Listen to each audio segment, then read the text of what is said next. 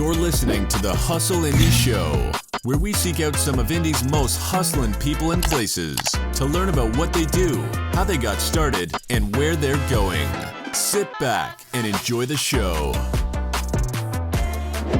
What is up, everybody? Welcome to Season 3 of the Hustle Indie Show.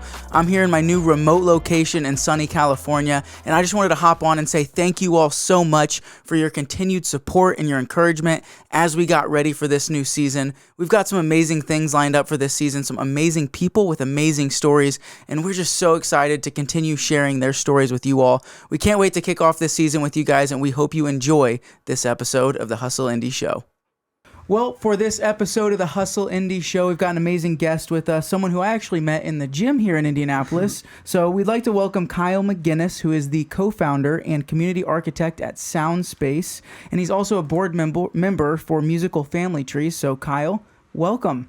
Yeah, thanks for having me, guys. Thank you so much for spending your time with us. It's exciting to learn more about new people, new companies, new businesses, and new hustles here in Indianapolis. So. Would you like to share with us a little bit about what you do, both with Soundspace and with Musical Family Tree?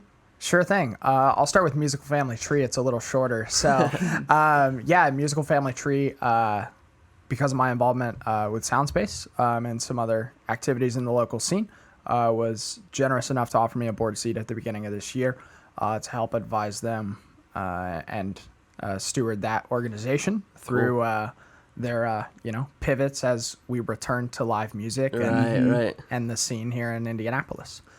So with Musical Family Tree, I'm involved on that side and a bit on their curation committee in terms of coordinating opportunities for local artists. And then with Soundspace, I'm one of the original co-founders, and my title as community architect has evolved through many iterations. Of started as chief marketing officer, and kind of was the intrapreneur in addition to our CEO and COO. I was the other guy that, whether that was PR or marketing or partnerships or events, doing it all.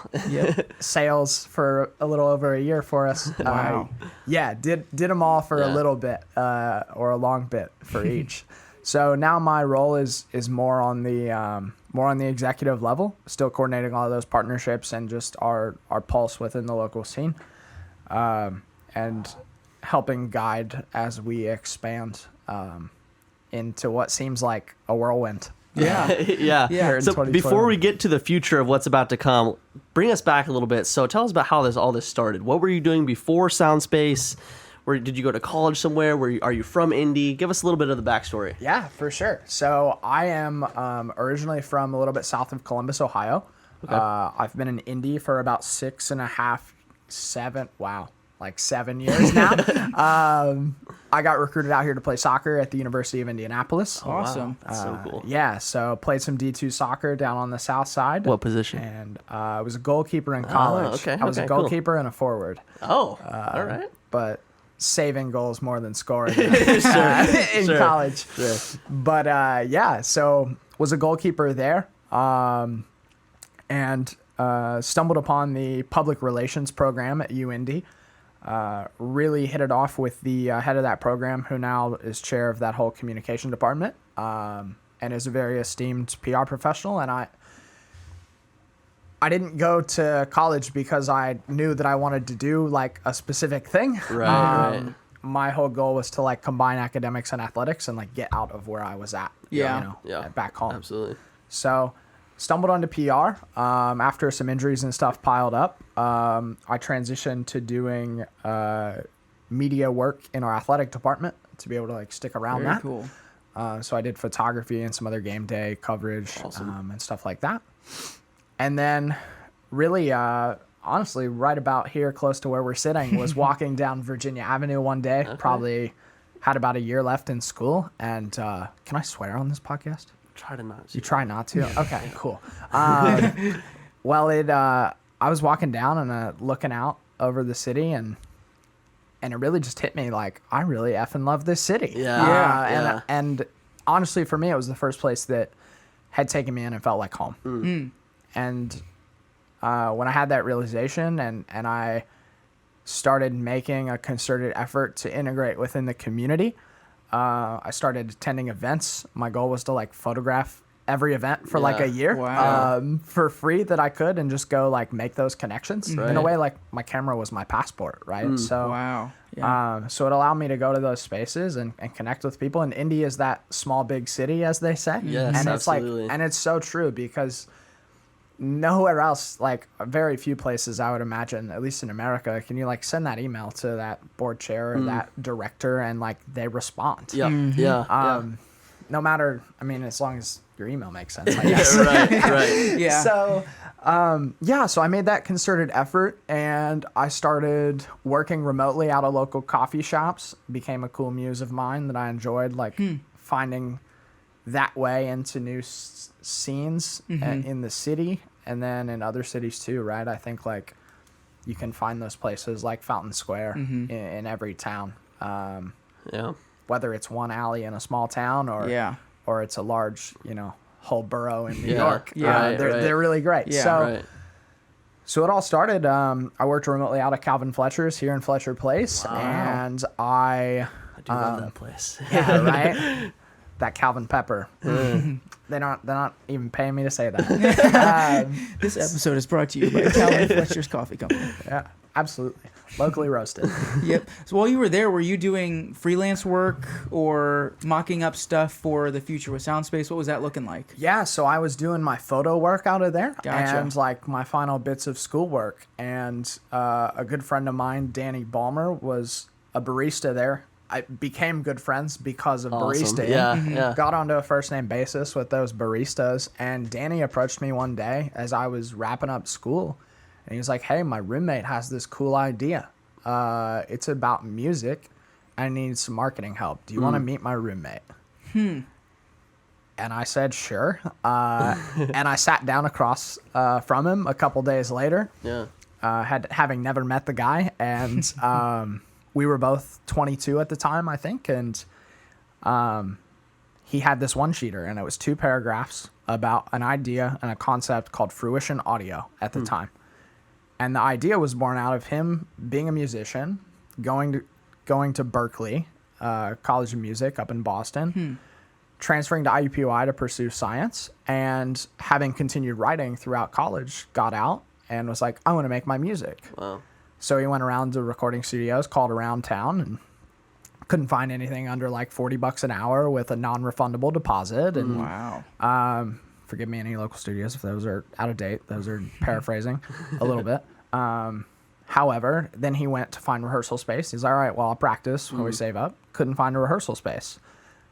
And it kind of sparked an idea for him. He was operating more of the mantra of like, if I'm going to solve a problem, I'd rather solve it for everyone, not just myself. Right. So his name's Ricky Anderson, and Ricky presented this idea to me that your rehearsal room sits empty 95% of the month, and you only need that studio several hours a month. And moreover, you need to like get used to the being in a studio and the concept and recording to a click.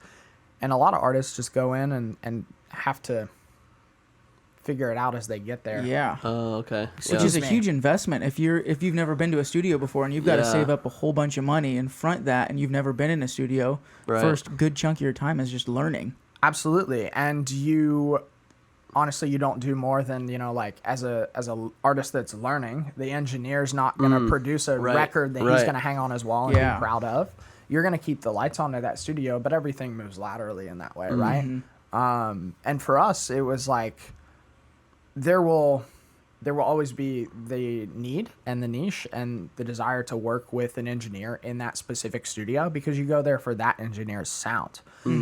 But before you go into that, you could saving yourself a few $100 and going to a wood shop and practicing before. So for us, it was that opportunity to demystify that professional experience and like take it out behind the mahogany doors. Right? Like a bank before, I would say maybe before like the housing recession in 2008, right? Like all the people giving loans would be like in the back, and they like behind the mahogany, mahogany doors. And they would, and that all kind of changed. So for us, it's like demystifying that experience and like providing it to the masses more in a like land bridge sort of way, where you have this burgeoning independent music scene, self-produced independent artists, all these opportunities for them, where they don't necessarily need to go like lock out the studio for a week at a time and pay $8,000 to cut an album. Yeah. So honestly, like the idea made a ton of sense, and but even more so like the person that I encountered. I met Ricky and immediately was like, I think this dude is more intellectual and more empathetic than me. And I was blown away. So I took that opportunity, and I said I would give him a year on the project. I was graduating school like in less than a month. Told him I'd give him a year, whatever. It's the first year out of college, right? Like it's house money. I kind of think most of your 20s should be house money.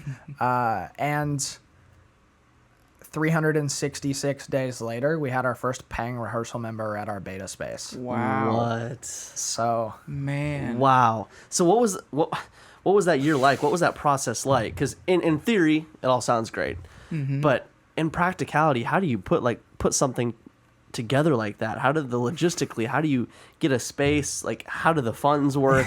Yeah. Give us a little bit behind the scenes there, because the idea sounds great, but in reality, that has to be so difficult.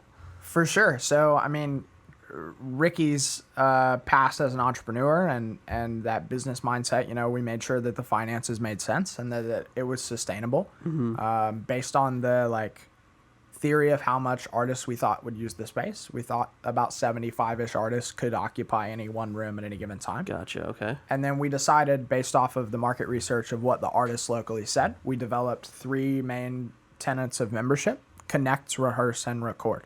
Okay. Connect, general access to the co-working space and that general resource plug, partner discounts, things like that that evolved. Rehearsal being the intermediary membership of just being able to book that live room that's sound isolated. I mean, it'd be bigger than this room, but it would just be a sound treated room that you could come rehearse in. And then the recording, where you would take that and you would meet somewhere in the middle of like the big fancy control room with the 10-foot long console and all of that gear and the engineer time, versus what somebody piecemeals together in their bedroom. So for us, we did a hybrid kind of studio setup, kept some things in the box. We used the software version of the console instead of the $10,000 mixing board. And they still get that professional level studio experience, but it's DIY. So they're able to come in, use the studio whenever they want. And for perspective, our like highest paying member that's been using the studio for over a year has paid less than 10% of what it would cost him to build that studio in his bedroom. Whoa. Okay. For a full year? For over a year. Yeah. Wow. That's a no-brainer then for artists, because I mean, most artists when they're starting out, they're like nickel and diming it. They're scraping by. That has to be a godsend to them. That's genius. That's genius. Yeah, and it's right. You save for the 2-track MIDI and one microphone. And then somebody steals your mic cable and or you lose it. Or it goes out. We trust me, we have dealt with way too many faulty electronics here recently. So that's true. Yeah. So for us, that was how the concept fleshed out, and we launched, you know, in typical like bootstrap fashion. We did one membership at a time. So really the first thing we did was went around, did a bunch of market research and polled community support. And then once we had the brand together as Soundspace and knew that it would work conceptually and on paper, we sat out to gather community support for that. And then with that groundswell of community support from artists and whatnot, we became really just like took the opportunity that we did have. We had artists that wanted opportunities, so we were facilitating gigs and co-marketing opportunities and like promoting the idea of Soundspace. Gotcha. So we did we did entertainment at Hotel Tango's 5th anniversary party. Wow. We did a 3-part concert series with the City Market, which culminated in an underground Halloween show. That's awesome. So we had about 400 people under the catacombs in October of 2019. That's awesome. And then the next day, on November 1st, we launched our beta space at the Circle City Industrial Complex. So the CCIC has been a tremendous asset to us. About the same time we were shopping real estate around town, they had a couple years previously received some grant funding from the Lilly Foundation. Yeah. And to renovate the south end of their building as one of the bicentennial renewal projects around town. So gotcha. Okay. Lilly dispersed like $100 million to about 15 or so projects.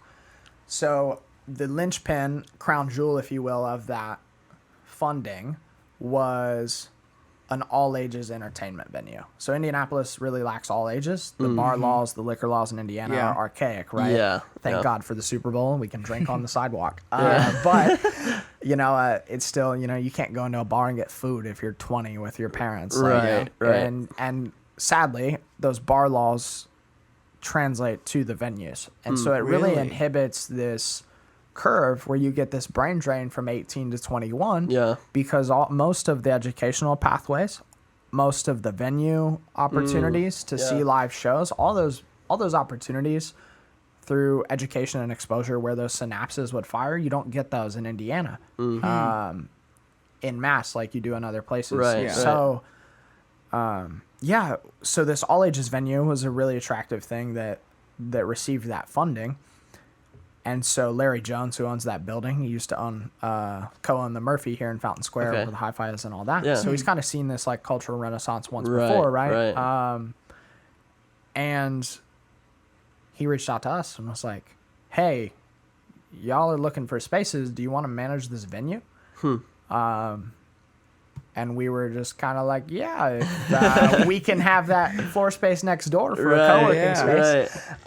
Because at the time, that's what our mission was to build that for the city. And it's still a huge part of our mission. But, so it worked out there. And then time went on. Construction got a little delayed. It's a massive project, right? So not just those spaces for us, but there's over 20,000 square feet being renovated there in whole out of a dilapidated warehouse. Right. So as time went on, we asked, a few months went by and that became apparent of that delay. And Larry and us talked about what we could do. And he allowed us to retrofit about a 2,500 square foot office space into what we decided to call Soundspace Beta. Which is what I want to ask you real quick. How did you come up with the name Soundspace? Yeah, so we had Fruition Audio. We got some feedback from multiple people that like the name was a little too ambiguous. They were like, is it a fruit company? Okay, I can see that. I can see that. Yeah, they were like, it's fruition. Are you doing like agriculture? Like there were a lot of ambiguity, and it makes sense to you, right? When your nose is this close to the painting. Yeah. But so we got that. We actually changed it internally to coda, which is like a musical notation term. And there was like mutiny. And so we basically, I mean, that's putting it right exaggeratively. But a lot of us weren't comfortable with that name. So we kind of just like shut down operations and we like war roomed it and put whiteboard paper all over the room. And we just wrote out concepts and the words that we kept coming back to were sound and space, and we were like, well, what about this and sound wave and this, that, and something space. And some space. And then we were even like, well, what about sound, like we were looking at like this flag being put on top of that skyscraper. We were like, what about like wave sound space or blank sound space? And we just like, and then our COO was just like, what if we just call it sound space? And just like the room stopped. Just clicked. Yeah. There it is. And when you I can't explain it, right? It's just that feeling. Yeah. When it's there. And so we had the brand, and then through his like creative design background of our COO, we built out the brand around that. A very minimal logo. That's meant to have a few different embedded meanings. Forward arrows. It's a microphone. Like with sound waves, the boxes symbol connect, rehearse, and record, which all build on one another. Cool. So it was a very intentional design there. And then we went to market in June. I want to say either May 1st or June 1st of 2019, and launched an explainer video, Instagram page, Facebook, website. and the support was honestly humbling and unbelievable. We did virtually no paid ads, and we amassed like 3,500 followers between the two platforms in less than 6 months. That's impressive. Yeah. All word of mouth, all grassroots. Just us being out there and our whole team being connected, involved, and almost all musicians within the industry.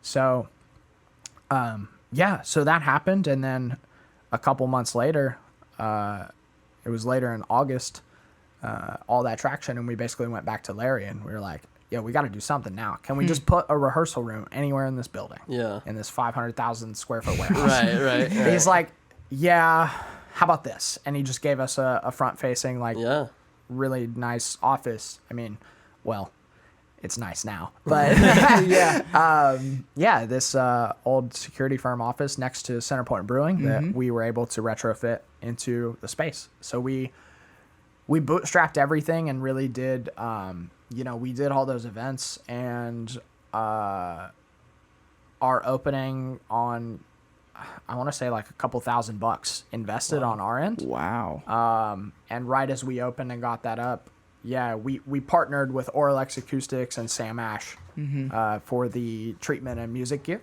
respectively, in terms of like long-term partnership, co-marketing, that sort of thing, and discussions toward the larger spaces and the expansions. So we got all the way there up to launch, and we're building the rehearsal room on a couple $100 or a couple $1,000. Sorry. So we had one investor locally, and she came into that mostly empty office space. Yeah. And she cut us a check that would give us the runway and the opportunity to launch the space. Wow. That we just met through a mutual friend of mine, Joshua Abelos, was a local tech founder with the Halo app, and we had very similar roles within our companies, hit it off really well. And he introduced me to that investor. We went to a pitch contest, followed up with them after, and they invested. Wow. That's awesome. Her name's Tamika Catchings. Cool. Thank you. Yes. Thank you for them. Yes. Shout out to Mika, by the way. She was inducted into the Basketball Hall of Fame. Really? Last weekend. That's awesome. Yeah. That's really awesome. So how much time span was there between when you guys went to market with those explainer videos, launched the website and all of that stuff, to space open, people walking in the doors? 5 months. That's insane. That's fast. Crazy. That is very fast. Yes. And, in typical startup fashion, we were just iterating very quickly. We opened with rehearsal, and then we got the lobby furnished and opened that the next month. Wow. And then several weeks after that, we launched our just MVP of recording, and just bootstrapped a studio space together.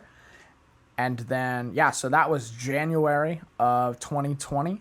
And then February, our sales basically went vertical. And we're really glad they did, because in March we paused everyone's memberships. Right. Yeah. So that, honestly turned out to allow us to kind of pump the brakes and get some clarity and some rest. Yeah. I can imagine. But it allowed us, to gain some PPP funding and some new direction. We were able to install the security system to make the space 24/7 and fully manless. So that was an awesome improvement, doubled our availability. And then most recently, doubled our availability because we were 12 to 12 and physically manning the space. Okay. And then we were able to implement our vision of a 24/7 manless facility. Gotcha. So everyone books on a community calendar, and uses it as much as they want. They just can't take all the calendar, right? It's like eating. It's like eating at a buffet. Yeah. You can go get as many plates as you want, but if you take all the steak at once and take 10 plates of steak back to your table, you're just kind of an asshole. Yeah. So we adopted that model, and then we were able to open up the studio and everything to be fully 24/7, and have continued iterating since then. We just built an isolated vocal booth in the back of our beta space and moved to the control room that's now separate from the rehearsal, so they don't compete for booking time on the calendar. So we were treating it all as one room because of sound bleed, And now we've been able to like do more construction and isolate those Gotcha. away from one another. So the space right now has about 80 members. And those are individuals or bands that pay a monthly membership, one fee, because it's one membership's worth of like blocks on the calendar, right? Okay, yeah. So that band pays, a 4-piece band pays $20 each a month Wow. to rehearse at Soundspace. That's awesome. It's dirt cheap, yeah. Yeah. So now we've been able to double our membership. We'll be able to take about up to 150 memberships. That's crazy. Just out of our That's so couple cool thousand too, square because feet. that's not just. I mean, even from your guys' perspective, hearing your mission and your vision, Yeah. you guys aren't seeing that as just 150 consistent monthly income for you guys. It's 150 people that you guys are impacting and helping to grow and helping to find their place in the community and the music industry in Indianapolis. It's more than just the income, and that's so cool. Yeah, and for us, it's about connecting them with resources in a way that makes sense for the artist. Like, it all started as a group of artists that understood that these resources weren't affordable. The model just hasn't been redone since labels started to evaporate, post-streaming era, all of that. It still works the same way on the same rates for the same gear and the same audio engineer rates that in the past a label would cut you a front check for and they'd say, go cut that album, and then you'd pay them back, right? Right. Well, that doesn't exist. Inflation's a thing. Minimum wage is $7.25. And an artist is left to foot that bill. And the average full-time artist makes $20,000 a year. Wow. Yeah, that's not very much. So, and you're expected to pay 50 to 100 to sometimes more an hour Jeez. to go to a studio. That's crazy. So you literally work for, you could work and save 25% of your money and make one full-length album a year if you're just an artist.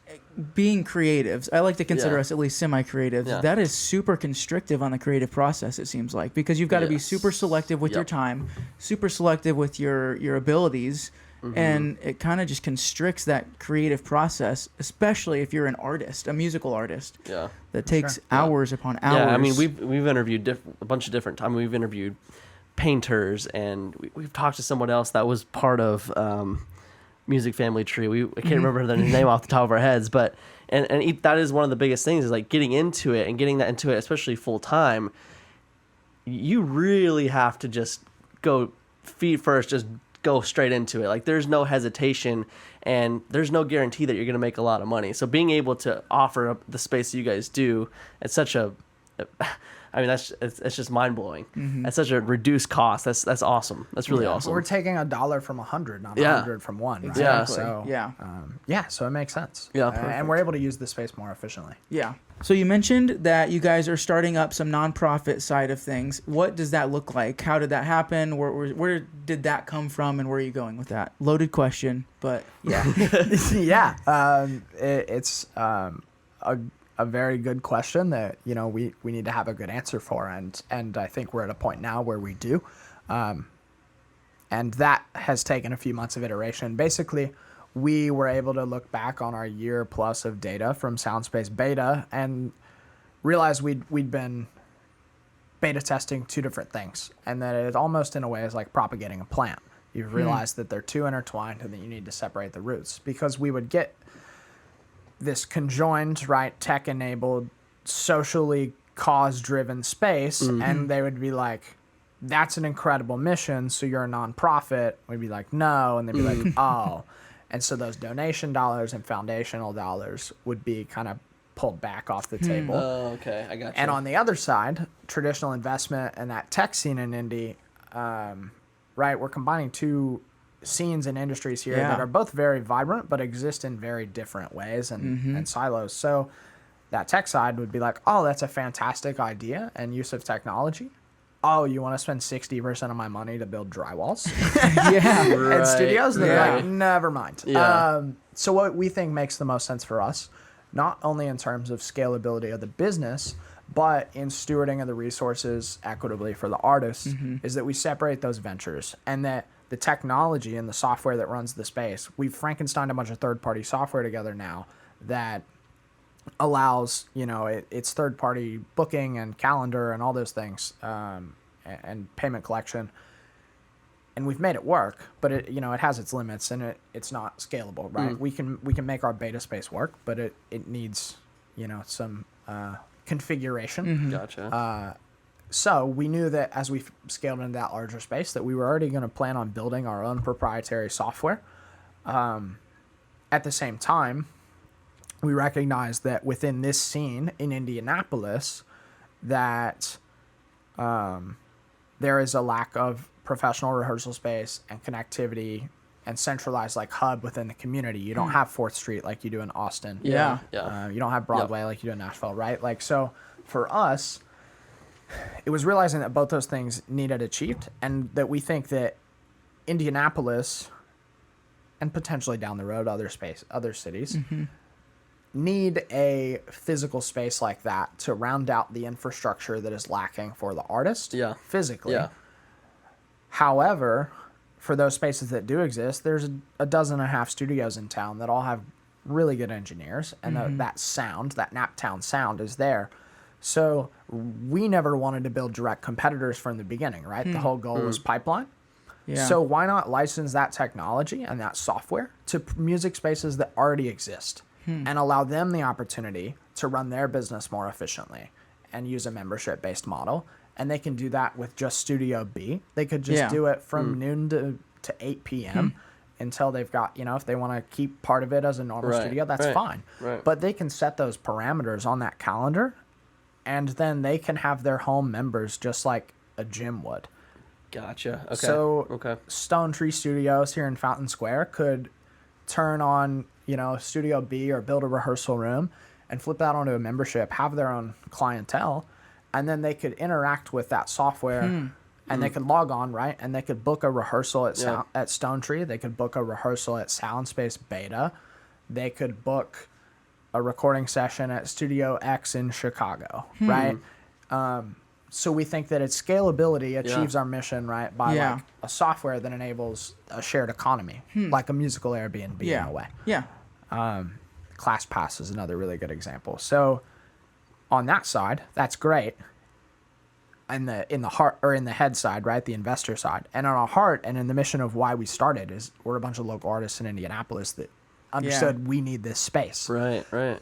We also understand that as the team members at Soundspace that we're not the paragons and pillars of the scene that have been here and stewarded it through the times when resources haven't been there and have evaporated, right? There was a time where Indiana Avenue, people would drive from all over the country to the Walker and all these other places, right?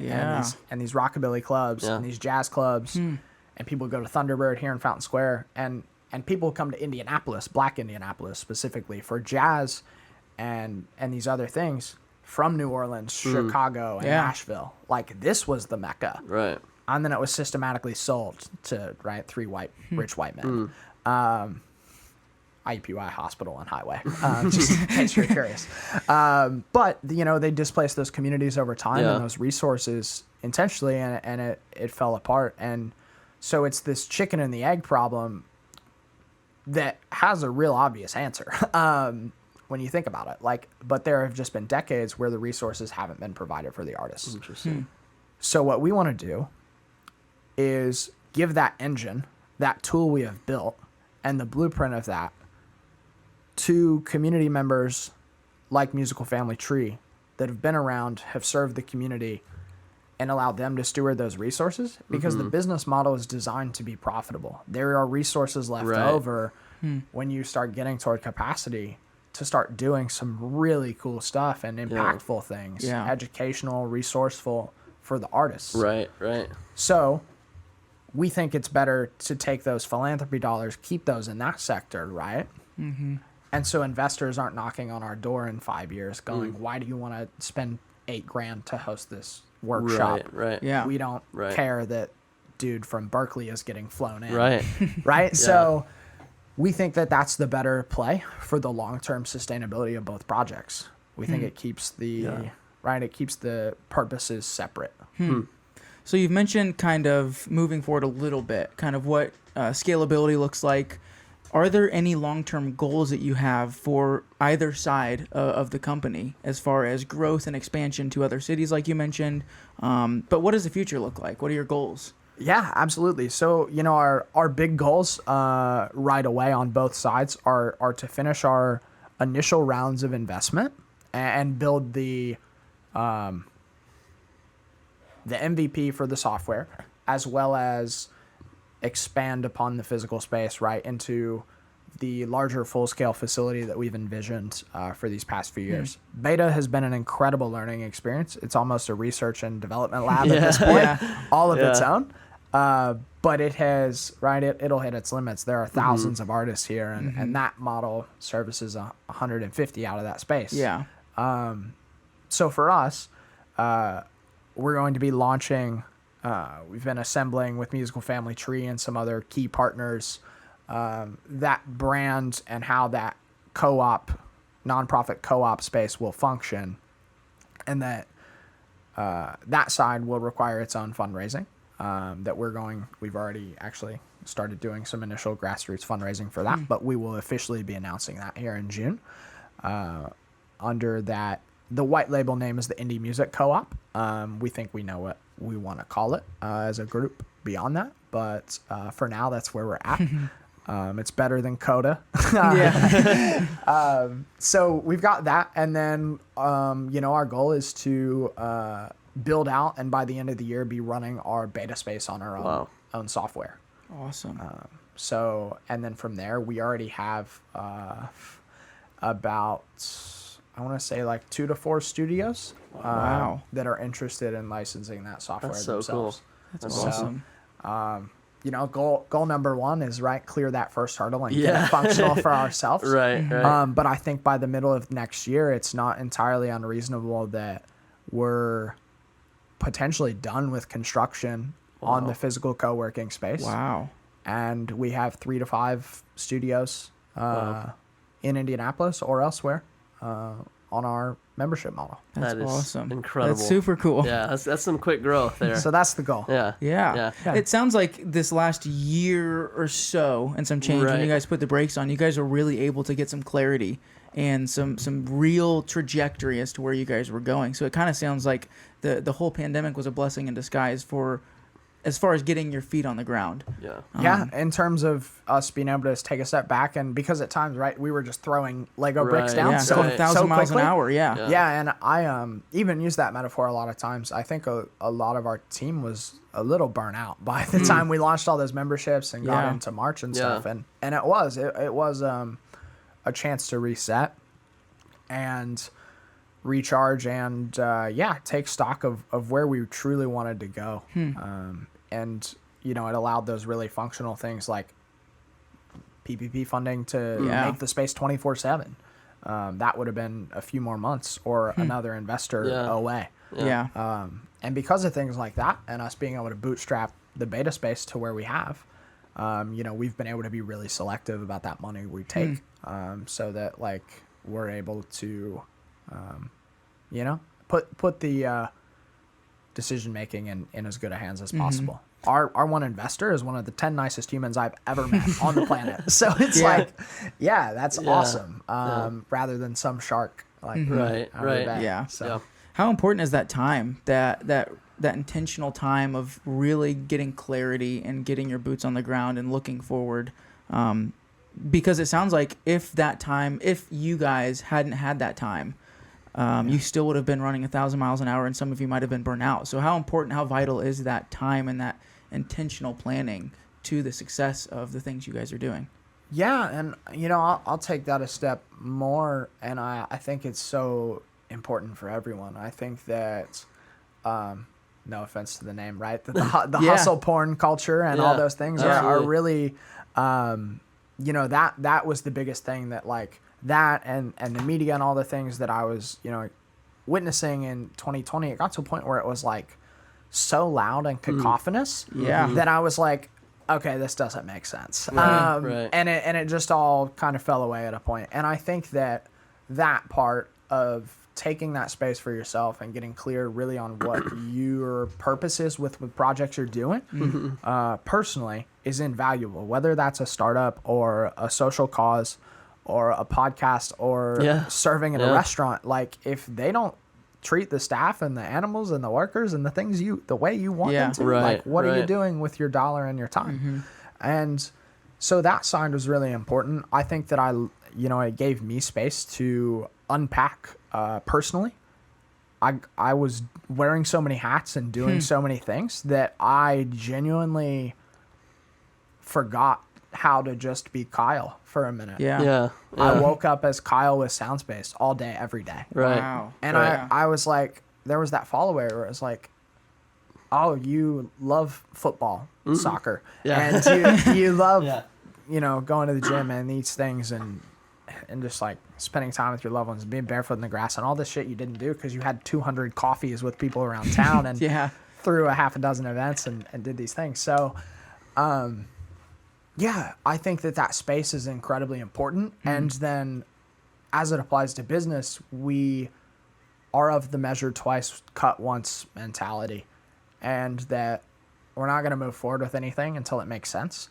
So I think similarly, there've been some rumblings this year of like people peeking under the hood of like, what's going on back there? Is something right? It's like, it's just these shadows and they're like, is this a big scary monster? And it's like, no, dude, like we threw a business plan in the trash and came up with 2 new ones while still running our space and improving on it. And in 4 months. And, some of us have taken other jobs and other things since then too. Like, and we're a team full of volunteers. And like, are you familiar with deep pockets theory? No. I don't think I've heard of it. You can sue Walmart for $100,000 because Walmart will give you $10,000 just to like shut you up. Gotcha. So there's like deep pockets theory that that happens. I think that similarly, like, I think the brand and the idea and all this vision, it was this big thing, right? Where we want to be disruptive to the industry. And I think people in that local scene weren't quite sure of understandably so. And like, I get it. Yeah. It was also like, hey, dude, if we'd had that conversation, like, we didn't quite know yet. So we didn't have that conversation. Sure. Because we were still measuring. Yeah. And now we're at a point where we feel like it feels good. And what I've noticed is when those things feel good and feel right, like intuitively, when you've put all that work in and it accumulates, and then like random things happen, right? Like those 3 emails you've been waiting on for 6 combined weeks all hit your inbox in 2 hours, right? Like stuff just starts falling into place. For sure. And it doesn't get there on its own. It takes a whole village. But I think that space is massively important. I think that even as an entrepreneur with a full-time job that wants to do music as well and be on the nonprofit board, like I still have to take that hard line of like, when I'm on, and I'm off. Like, because being like on the clock or being engaged in the work of those activities isn't necessarily what I would consider being switched on, right? Like, that reconnection comes through nature and contemplation and time spent with loved ones for me, and time spent in solitude. And so it's a delicate balance. I think everyone's a little different. Everyone's wired differently. And there's different paths. I burnt myself out hard at the beginning, and I'm grateful to have gone through that at like a young age, and then have to get back into a pattern of like doing it sustainably. And that's a learning process. I don't have it figured out by any means, but I feel like you get there bit by bit. I feel like I was throwing the bricks down and trying to figure out what did I want a guitar? Did I want bass? Did I want that snare drum in my song? Right. And now it's kind of like I feel like I'm mixing the audio. Like, okay, you've got the ingredients, you know what's up. Like, just like, what kind of pasta do you want to make? What are we doing here? And I know I've mixed pasta and music, and 3 other metaphors, comes together. Music, Legos. But hey, if somebody was like, hand me a mic and a pasta bowl, I'd be a happy man. There you go. There you go. Yeah. And you've mentioned a couple times throughout this time, and you mentioned kind of at the beginning how when you were walking down, you just realized there's a moment like, all right, I love Indianapolis. You love the city. Yep. What about the city do you personally enjoy so much, but Soundspace as well? Like, why have you plugged yourself in here? Why are you so dedicated to doing this? And what really about the city has just kept you here? Man, another loaded question. I think that this city is really special, and often, whether I go to a bigger city like even a Berlin or like a Stockholm, or I go to another town that's pretty similar. I go to a Columbus or a Cincinnati, right? Or you go to somewhere on the coast. I come back and I'm just like, this place is dope. Yeah. And I think we're in this like cornfield and the crossroads of America. But like, Indy is full of mad talented creative, awesome, genuine people. And that art scene and those talent, like, that talent never left. Yeah. And there's a tech scene here, and there's an opportunity with the way dollars can be redistributed when those people in power are held accountable. You've seen that with new fields. You've seen that with some other opportunities where, like, it's been not good enough for decades, and it's time that changes. And for me, it felt like I had built some of those connections and was leaving school, and I did start really caring more, and I just genuinely wanted to leave a place better than I found it, especially the place that felt like home to me for the first time somewhere. That's awesome. And I've been blessed with an opportunity to do that through a universal language. I think I've naturally gravitated to those with football and photography and music and the gym and all these things that now is seeing the ripples of that. And I'm seeing kind of that path illuminate a little farther ahead. I feel like it's not that I'm throwing bricks down in front of my own feet like this now. I'm trying to, I'm trying to throw down wider bricks and build a bigger road for those to come after me. Someone asked me a long time ago, I was getting on the project, what I was doing to give up my seat at the table. And I thought about that.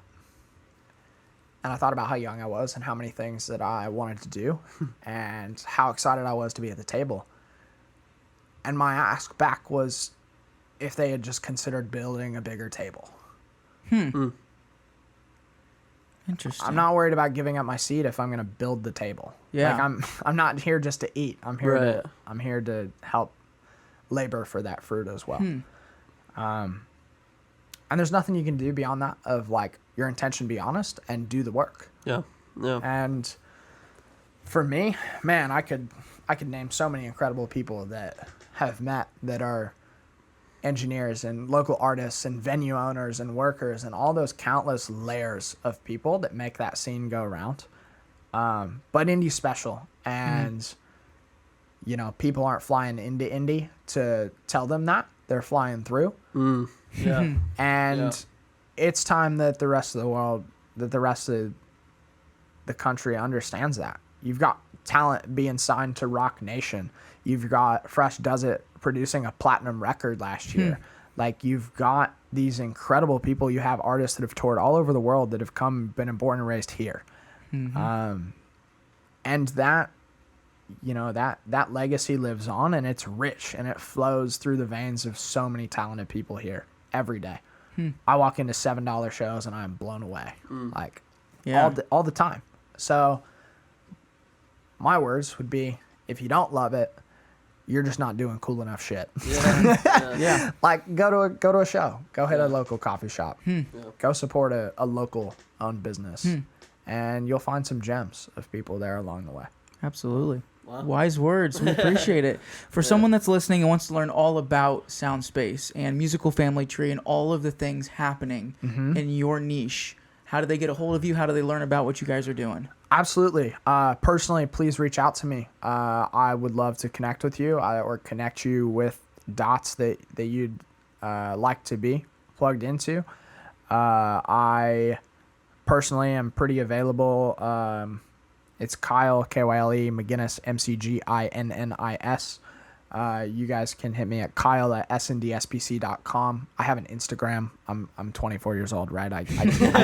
So like, you can hit me other ways. I won't give out my phone number here, but the DMs are open, and I am happy to connect. And be sure to go out and support some local music. There's some fantastic things coming up this summer. The Garfield Park Arts and Music Festival is an incredible opportunity coming up. It'll be one of the first festivals that have resumed back here locally. There are plenty of opportunities. And if you want to drop a tour or come check us out, it's sndspc.com, Soundspace with no vowels.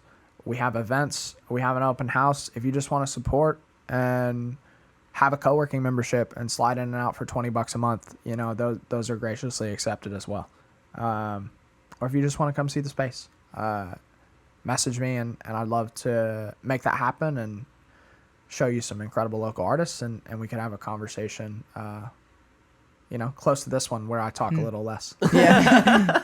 Well, thank you so much for your Yeah, time, man. absolutely. It's been a joy to learn all about the stuff that's going on over there and all the lives and people that you guys are impacting in the community. So thank you so much for coming on and joining us. Thank you, guys. Humbling to be here. Yeah. Thank you guys so much for tuning in to another episode of the Hustle Indie Show. Be sure to subscribe, like, share, all of that stuff with your friends. It's all about our guests, getting their name out there, sharing all of the stuff and the wonderful work that they're doing in the community of Indianapolis. So thank you guys for tuning in. We look forward to seeing you in the next one.